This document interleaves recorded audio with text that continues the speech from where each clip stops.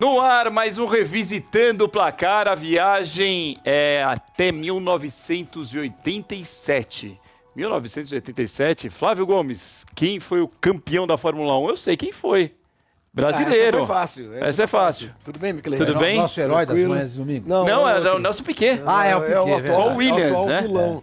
Nelson Piquet, campeão em 87. Campeão em 87 em cima do companheiro de equipe dele, o Nigel Mansell. É os dois, não? Williams, né? Os dois, não, Williams. Mas o ele foi Mansell. campeão porque o Mansell Bateu no treino. no treino no Japão e não correu. Williams do Exatamente. Mansell, que era número 5 vermelho, né? Red E o Five. 6 do Um ano que o Piquet era branco, né? bateu em Imola e correu boa parte da temporada sem ter noção de profundidade. Ele teve uma lesão. Ele teve uma lesão. E mesmo assim foi campeão. Mesmo assim foi campeão na base da regularidade, aí passou a ganhar menos corridas, mas sempre fazendo pontos e acabou sendo campeão. 87. Que ele passou a ganhar menos corridas. Não, Menos menos não. corridas. Não é fotinhas, né? Também, né? Senhor Mani, prazer estar com você mais uma vez. Eu aderi esse 87, programa, quem foi o campeão brasileiro? Flamengo Esporte. Nossa, já pra Começa começar. Melhor a gente perguntar pro Bernardo. Pro Bernardo, Pro Bernardo. É bom lembrar que o chefe dessa brincadeira toda aqui é flamenguista. A gente costumou brincar que era rubro-negro e tinha o Zico com a camisa 10. Exatamente. Porque o Esporte também tinha o Zico, né? E com era a camisa 10. O craque era o Ribamar, né, do time, mas o 10 era o Zico, que era do Sport Recife em 87. E o Zico, óbvio, no time do Flamengo, aquele timaço do Flamengo, que era sensacional. Bom, vamos começar. Olha a capa do dia 4 de maio de 1986 da Placar. Mas é daquela época de hoje. Então, é isso que eu pois é. queria saber. Tem alguma relação com os dias atuais? Total, né? Primeiro, um elogio à capa, a arte da capa, né, senhor Mani? Os remos quebrados, a âncora enferrujada. Isso deve ter sido coisa lá do... Deixa eu ver o nome do... Tem ali? S. Vitorino, o nome do artista. Eu não vou lembrar. A âncora enferrujada, bandeira esfarrapada, a corda da boia ali toda esgarçada, né? O Corinthians fazia 10 jogos sem ganhar, e o que é melhor... Tava na lanterna. Fazia 10 jogos sem ganhar, não.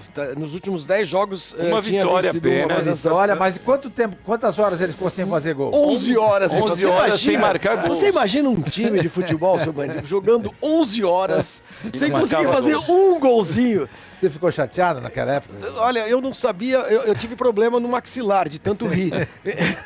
Eu fui dormir na pia de preocupação. E era um caso curioso, porque o Corinthians tinha trocado... Sempre tem um problema político no Corinthians. O Corinthians tinha trocado de presidente. Porque era o Roberto Pascoe o presidente do Corinthians e quem ganha a eleição é o Vicente Mateus. Então tem essa troca de presidência. E o grande craque que chega para o Corinthians, que foi contratado ainda pelo Roberto Pascoe, muita gente diz que foi uma medida eleitoreira para conseguir se reeleger, é o Jorginho ex-Palmeiras, o Jorginho Putinati. Mas começa uma draga o Corinthians com o Jorge Vieira como técnico e depois com o Basílio como técnico interino. E a coisa melhora só com o Chico Formiga.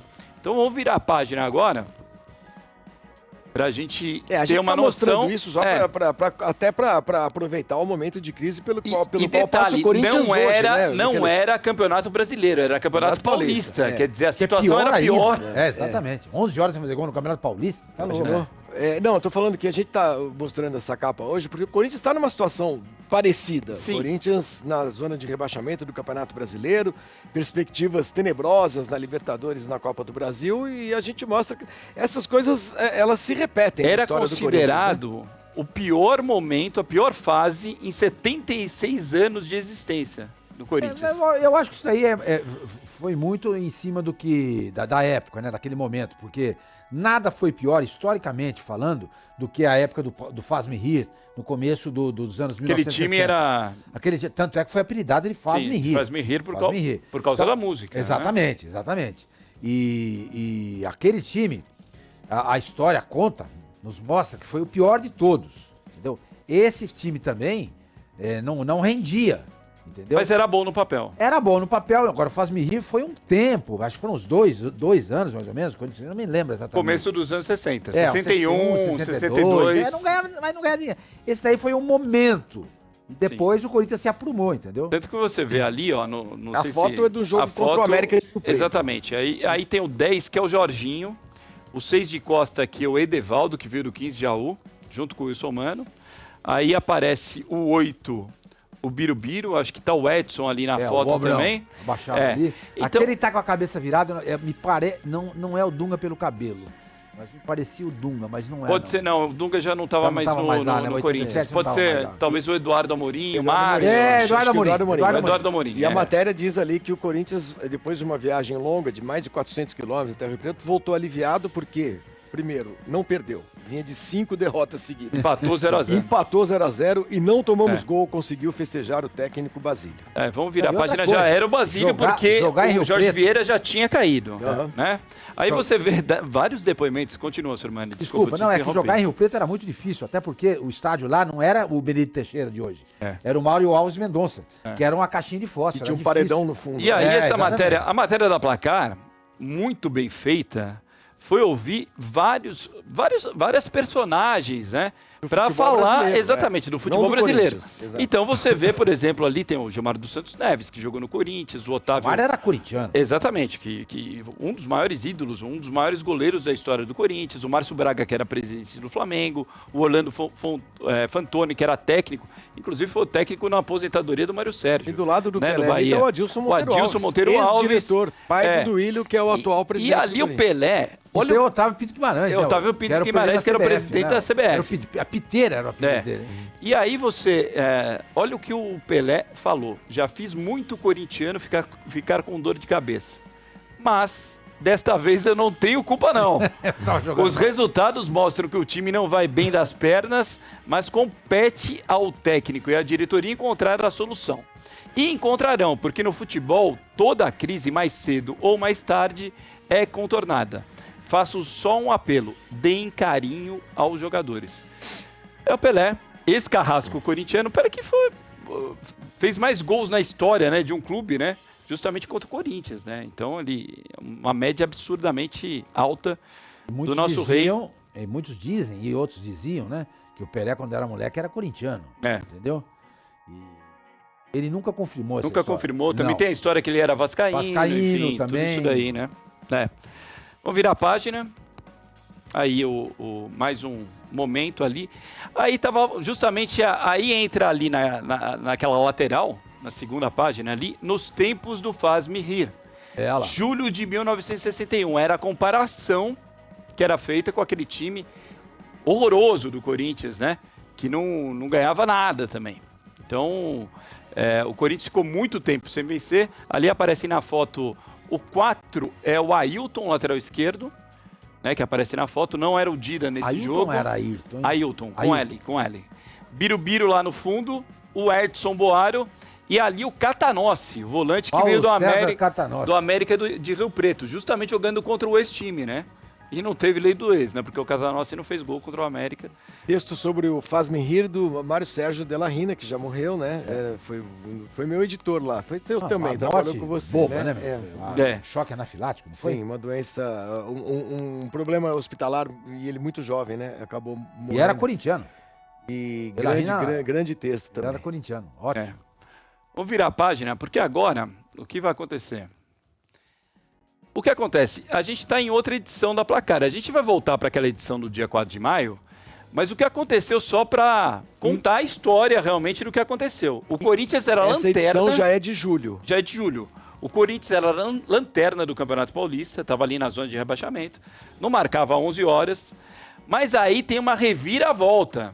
Reviravolta com o Chico Formiga, o mesmo técnico do Meninos da Vila de 78, que fez aquele Santos ser campeão, né? com todos os jovens, Joari, João Paulo, Newton Batata, Pita, enfim, Rubens Feijão, Gilberto Toninho Costa. Silva, Toninho Vieira, então o Gilberto Sorriso. Então fez esse time do Santos brilhar em 78 e o Chico Formiga que foi responsável. E o Corinthians traz também um jogador muito importante para essa virada, que foi o Everton. O Everton sai do Atlético Mineiro. O Everton, que é o mesmo que tinha jogado no São Paulo, tinha passado pelo Guarani. Ele sai do Atlético Mineiro, onde estava muito bem no Atlético Mineiro. Começou no Londrina, né? Começou no Londrina do Paraná. E aí ele vem, e aí a fase do Corinthians muda completamente com a chegada do Everton e do Chico Formiga. Aí o Corinthians... Aí o Corinthians sai da lanterna para ser 22. vice-campeão paulista. 19 pontos em 22 disputados. Então, foi um Em 11 negócio jogos, absurdo. ganhou Quase 10. 100% de aproveitamento o Corinthians começou a ter. Seria legal se a gente tivesse dar uma olhada aí no tabelão pra saber como é que foi A arrancada. Não, e o público. E o Ah, público. sim. Pra gente ter uma ideia, como é que a torcida respondia na arquibancada em relação ao O começo. jogo do Corinthians era todos lotados. No Pacaembu era... E a capa é a... E não era essa limitação, viu, Flavinho? Sim, de 40 e poucas mil Não, cabia pessoas mais. no É a capa revista, né? Ela tá Em relação dando àquela. a A âncora, âncora foi ilustrada ali, tem uma moça que A costurou a corda bandeira. ali já foi Já foi emendada. emendada, a O bandeira foi trocada. O remo foi consertado, tá pintado. Olha lá, ali. nós estamos pintando o remo. Um Muito milagre bem feito, corintiano, né? Muito legal. Muito legal a história, né? E 2 meses depois, né? Maio, junho, julho. Exatamente. 2 meses Pouco depois. tempo virou. Será que vira a situação para o Pois Corinthians é. agora? Aquela situação da outra capa a gente tá vivendo agora, no Corinthians atual. Essa daí eu não sei se a gente vai ver, não. Esse milagre em 2023, Milagre não. corintiano. Porque a última vitória do Corinthians de hoje foi contra o Remo, o jogo que o Cuca dirigiu o Corinthians, Sim. lembra? E classificou para a Copa do Brasil nos De lá pra cá foram 7 ou 8 jogos. 7 jogos e não Sete. ganhou nenhum. 7 jogos. não ganhou Exatamente. nenhum. É. Entendeu? Vamos virar mais um momento da revista Placar. Olha, aí era justamente aquelas notinhas que tinham da Placar durante a semana, né? O Flavinho conhece bem algumas notas. Então tem o Leão Domador de Guedes ali, do Ernesto Guedes. O Leão de bigode. De bigode. O Reinaldo, que tinha se aposentado e resolveu voltar. Ele foi passar umas férias na Europa e ele acertou com o time da Suécia. Do nada. Sim. Da segunda divisão. Mas aí o que chama a atenção é justamente essa frase de Vicente Matheus. A frase não, né? Essa aspas de Vicente Matheus. Parque São Jorge, na semana passada, o vice-presidente do Flamengo, Gilberto Cardoso, tenta convencer Vicente Matheus a liberar o centroavante Edmar. O Edmar que seria artilheiro do Campeonato Paulista de 87. Diz que ele seria a solução para o ataque rubro-negro. Mas se Kita não vier, nada feito. O Matheus estava querendo o Kita e mais uma parte em dinheiro, né? Uma grana para justamente o Corinthians poder liberar. O Kita estava no Flamengo. Estava no Flamengo? Tinha saído da Inter de Limeira, tinha ido para o Flamengo. Tá. E aí não teve negócio. Mas você tem um índio já, ele é forte, o dirigente do Flamengo, ele é forte, goleador, cabeceia bem, tem raça. Prega o cartola carioca. Você acha mesmo? Aí perguntou o Vicente Matheus. Claro, o índio é ótimo. Então leva ele, encerra o Matheus e acabou não levando o índio, né? O índio era do Coritiba em 85. Era esse o Vicente Matheus, folclórico presidente do Corinthians. O índio foi campeão com o Coritiba. Com o Coritiba, inclusive fez gol. Ele e o Lela eram os Tem uma nota muito interessante, se puder voltar, aqui a nota sobre o Juvenal Juvencio, presidente do São Paulo, falando sobre Libertadores. Que a Libertadores estava trazendo prejuízo para o São Paulo. Olha que louco. Até agora o clube acumula um saldo negativo de 600 mil cruzados, era a moeda da época, na Libertadores. Para não ficarmos no vermelho, precisamos de um público mínimo de 20 mil torcedores em cada jogo. Contabiliza o diretor de futebol Juvenal Juventus. Nas 2 partidas pela Libertadores, a média de torcedores do São Paulo foi de 5.800. Ainda não havia aquela química Olha com a Libertadores. como os tempos mudam, né? Projeto Tóquio era aquela história de 87, ser campeão mundial e tal. O São Paulo vai ganhar em 91, O São Paulo 92 e vai 93. O São Paulo vai muito mal na Libertadores de 87, tanto que é eliminado na primeira fase. E não Olha havia a média de essa público. obsessão pela Libertadores não como tinha, há hoje. não Tanto tinha. que hoje pro São Paulo bota 20 mil pessoas em qualquer jogo de Libertadores, imagina. A média era de 5.800. Que Sabe absurdo. um negócio que eu acho? Eu acho que vocês não vão concordar comigo. O fanatismo hoje é muito maior do que naquela época. Muito maior. Hoje o cara vai no campo, entendeu? Hoje o cara vai no campo. Antigamente, os caras o fanatismo iam nos no geral ou por algumas competições? Não, eu acho que de uma maneira geral, porque antigamente, até o Flavinho chamou a atenção, outro dia, a gente estava revisitando, olhando o tabelão, os clássicos tinham público, os jogos pequenos não tinham. Mas você pega hoje um jogo do Corinthians em Itaquera, Lota contra a sempre. Inter, tá lotado, contra a Inter de Limeira, por exemplo. Você tem dificuldade até sendo sócio torcedor de Exato. adquirir o ingresso. Você tem 40 mil pessoas, Sim, entendeu? Como é que tem cabimento São Paulo jogar uma Libertadores? Para 5 mil Com pessoas? 5 mil, com menos de 6 mil 6 mil pessoas. pessoas. de média. No Morumbi, né? No Morumbi. Não dá. Um estádio que naquela época tinha capacidade para mais de 100 mil pessoas. Sim, exatamente. Virando a página. E aí, ao contrário do Corinthians, os rivais estavam bem, né? Naquele primeiro turno do Campeonato Célio, Paulista. O Célio, número 5 ali da Portuguesa, né? Que tinha vindo do 15 de Jaú, jogou no Santos também, volante. Não, ele é o menino da Vila, né? Ele era centroavante. Jogava com a 11, com a 9, não, né? mas ele era de origem de centroavante.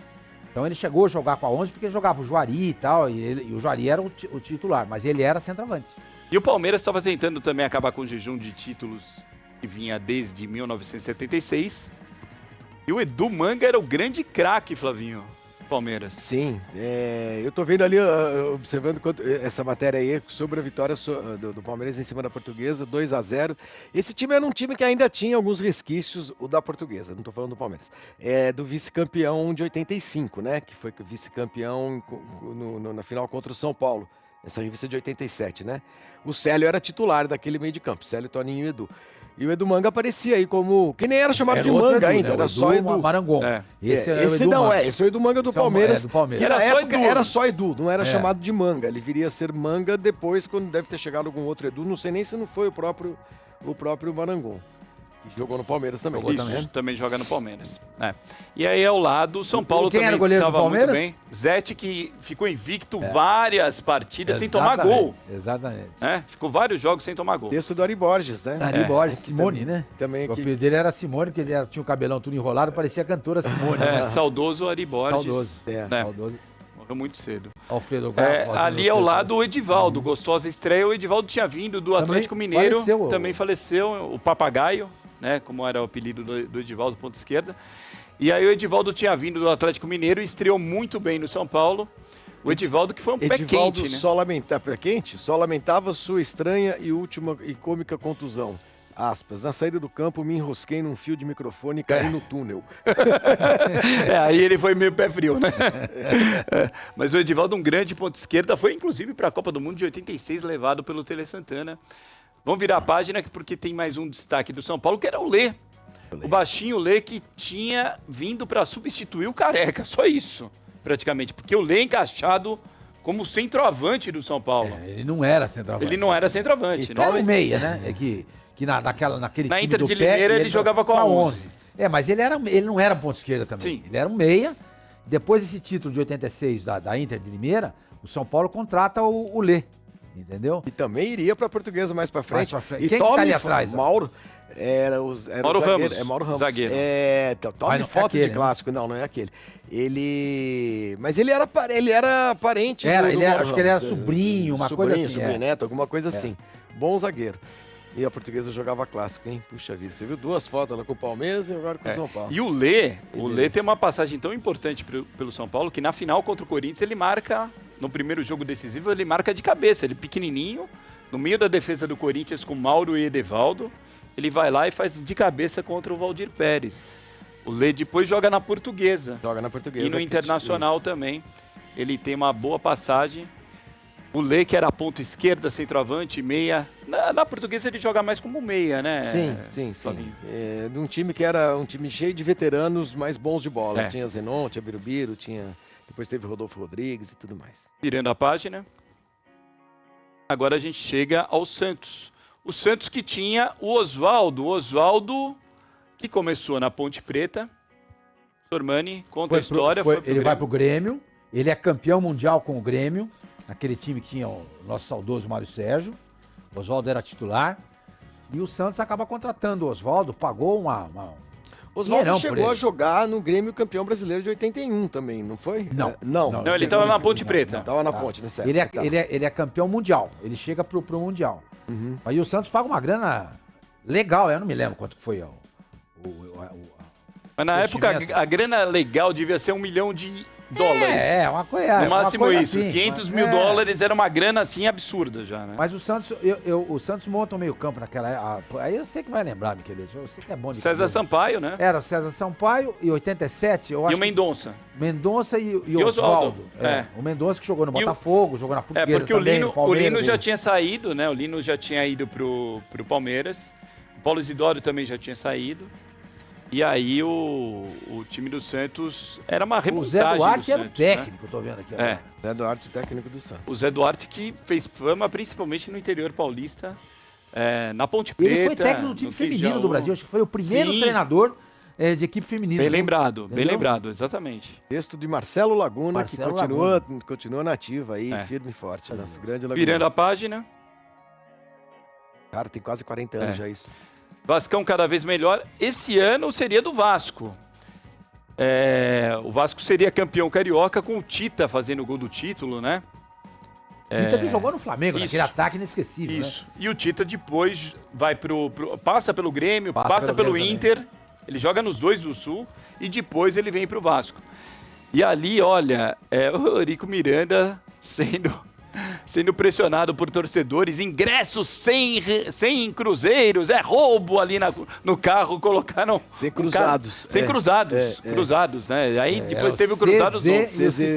O Sarney, que era o presidente do Brasil, e o Gilson Funaro era o ministro da Fazenda. Ministro da Fazenda, né? E aí vão virando a página, o Romário brilhando. E olha lá o Romário. Romário bem, o garotão Zona Sul, artilheiro do Vasco, descobre o surf e as badalações da noite carioca. Eu acho que ele continua, né? Nessa toada. Mas o Romário, apesar de... Ele virou político. Ele é senador e tudo, mas o Romário tem uma coisa interessante. Né? Ele gosta da praia, ele gosta de um futebol. Ele nunca bebeu álcool. Sempre se cuidou, né? Exato. Essas badalações da noite carioca, assim, era mais por conta ele ficar acordado ali numa resenha com a rapaziada e tal, curtindo uma menina bonita e tal. Balada beber mesmo, ele na nunca Barra bebeu. da Tijuca. Na Barra da Tijuca. Que naquela época era... 87 era, se tá ali, tá lá, Badalada, Barra da Tijuca, mas ainda, Badalada ali só até o Jardim Oceânico, no comecinho, né? Porque dali pra frente não tinha mais nada. Recreio nem existia. Não, imagina, e a Lúcio Costa chamava Lúcio Costa, era a Avenida Senambetiba. Sim. Né? Exatamente. Virando a página, a gente já tá indo pra reta final. Aí o Bahia tava se organizando, tava formando o time que seria campeão brasileiro em 88. E um dos destaques era o Zé Carlos. O Zé Carlos meia, fala que ele começou de lateral direito. Nem eu sabia disso daí. O Zé Carlos, pra mim, ficou conhecido com a camisa 10 do Bahia em 88. Porque o Bobô era o 8 e eram os dois craques do Bahia. E o Zé Carlos começando a carreira no Bahia em 1988. O cara saiu da lateral direita, ponta de lança, volante, ponteiro. Qual o melhor Coringa que você viu na história? Lima, né? Claro. E você, Flavinho? Eu não vi o Lima jogar, mas acho que não tem outro pra gente colocar na história. O cara jogou em todas as posições. O Cafu também pode ser considerado um Coringa também. O Cafu jogou na direita, né? Basicamente, ou como um volante, ou um cara mais adiantado. Na Copa do Mundo de 94, ele joga... Não, ele faz umas partidas... De lateral esquerdo até. Ele chega a jogar. Mas ele... Era mais pra... quebra-galho mesmo. Porque... O Lima não, o Lima se sentia bem em qualquer lugar. Você podia contar com ele pra qualquer posição mesmo. Não era... Tanto que esse Santos de 62, que eu já falei que é o maior Santos de todos os tempos, ele é o lateral direito. E a posição de origem do Lima é meia. Porque ali, aquele time do Santos também tinha o Ismael de lateral direito. Tinha o Ismael também. O Carlos Alberto Torres não tinha chegado. Não tinha chegado ainda. Não tinha chegado. Mas a posição de origem do Lima era o meio campo, ele era o número 8. Essa era a posição dele. Chegamos à reta final. Vamos lá, última página. Olha Você já foi nessa churrascaria, Flávio Gomes? Que é na Bela Sintra. Grill na Bela Sintra. Rapaz, não sei se Melhor eu fui. steakhouse do Brasil. Não lembro de ter ido, mas o nome não me é estranho também. Buffalo Grill, eu não me lembro disso aí. Era um dos patrocinadores da revista Placar. Morava ali pertinho. Tá chique, parecia ser chique. Parecia ser chique. Os caras que estão ali, olha. Quem que é? O Nelson Piquet e o Márcio Guedes, né? Olha, é meio parecido mesmo. Não parece o Márcio Guedes? Exatamente. Márcio Guedes, que infelizmente nos deixou também há pouco tempo. E ali você tem o tabelão também em cima, né? O Brasil tinha empatado com o Uruguai. O Brasil que jogou com o Zé Carlos, Jorginho, o Zé Carlos do Flamengo, pré-olímpico. Jorginho, que era do Flamengo, Pinga, que era do Internacional, Ricardo... Eu acho que esse Ricardo aí é o Ricardo Rocha. Não, eu acho que é o Ricardo. Ou é o Ricardo Gomes? Eu acho que é o Gomes. Se é o Ricardo Gomes, é o do Fluminense. Se é o Ricardo Rocha, é o do Guarani. E o Eduardo Cachaça, que era do Vasco. E o Nelsinho em São Paulo e o Eduardo substituindo o Nelsinho, o Eduardo do Fluminense. Aí o Douglas, que era do Cruzeiro, teve uma passagem pela Portuguesa e depois jogou na Europa. Bernardo do São Paulo e o Bebeto, que era na época do Flamengo. O Valdo, que era do Grêmio. E aí o Mirandinha, que era do Palmeiras, estava indo para o Newcastle, né? Na verdade, o Newcastle, como se fala também, né? não se fala Newcastle, Mirandinha né? Newcastle. e João Paulo. E João Paulo, que era do Mas Guarani. se você pegar a escalação de E o baixo... Evair, que também era do Guarani. Olha a escalação de baixo do jogo contra o Peru. Zé Carlos, nós já falamos, Jorginho, Pinga, o Ricardo, deve ser o Ricardo Gomes e o Eduardo Cachaça. Aí você tinha o Douglas, que você falou também. Edu, qual Edu? Eu acho que Eu acho que é o portuguesa. Edu Manangon. Eu também acho. Eu acho que é o Edu acho Manangon, que é o porque Edu o Edu, Manangon. o Edu Manga não tinha muita é. chance na seleção, não. Aí entrou o Sérgio Araújo, que era do Atlético, né? É. Bebeto. E o Bebeto, que é o Bebeto, Bebetinho, né? Valdo, que é o Valdo jogou a Copa, que era do Grêmio. Mirandinha e João Paulo. E Depois Evair e João Paulo. João Paulo. E esse João Paulo não é o João Paulo dos Santos, não. É o João Paulo Não, do João Guarani. Paulo já do Guarani, que Já do jogou muita Guarani. bola em Foi 86. vice-campeão em 86. Foi vice-campeão brasileiro em 86. E o técnico era o Carlos Alberto Silva. É, o Carlos Alberto Silva. E tem alguém conhecido aí nesse time do Peru ou no time do Uruguai? Do Uruguai é legal ver também. Do Uruguai tem jogador No conhecido. Uruguai, vamos lá, vou ler aqui. Olha, tem o César Pereira, o lateral direito, joga no Palmeiras. O Aguirre Garay, que joga, Aguirre Garay jogou no que Palmeiras. joga no E Internacional. no Palmeiras também. O César Pereira joga no Santos também, César- lateral direito. E Pintos. Ben Goicheia também lembra, mas não lembra dele jogou. Baral, Baez. Baez. Bom, ficamos por aqui. Vocês gostaram dessa viagem até É 1987? legal, né? Pô, 87. O que sempre é bom. Ô, senhor Mani, 87 eu tinha 30 anos. rapidamente, o que você faria em 1987 que você deixou de fazer? O que eu faria? Em 87, assim, de bate-pronto. 87, o que eu faria, o que eu deixei de fazer? Ah, gente, não faço ideia. Assim. Visitar algum lugar, não sei. 87, Flavinho, 87 eu tinha 23 anos e estava já trabalhando na Folha de São Paulo. E nessa época aí, eu trabalhava na editoria de Educação e Ciência. Eu estava fechando um caderno sobre os 30 anos do Sputnik. E você lembra que o Otávio... Que prazer que você Pois teve é. pra fazer isso. Não, eu gostava de ciência, Você eu foi lá gostava no de museu, não foi? astronomia. Lá em Fui, Moscou? eu tinha estudado astronomia. É, eu E lembro. o Otávio Frias Filho, que era o nosso diretor de redação, ele era louco por ciência. Ele tinha um carinho muito grande por aquela editoria. Tanto que a gente fazia um caderno especial para celebrar os 30 anos do Sputnik. É o que eu estava fazendo. Se eu pudesse fazer alguma coisa, eu voava no foguete do Sputnik. Isso. Pronto. Em 87. Em 87, eu já estava no jornal, era um garoto. Legal, né, gente? Muito legal. Muito legal. 1987, portanto, no Revisitando o Placar. A nossa viagem fica por aqui. Na próxima semana a gente volta. Agora o Revisitando é aos sábados. Deixe o seu like. Vamos educar o nosso algoritmo. Precisa ser educado. Sim. Ele é teimoso, né? O Facincani não é um cara educado. Não é.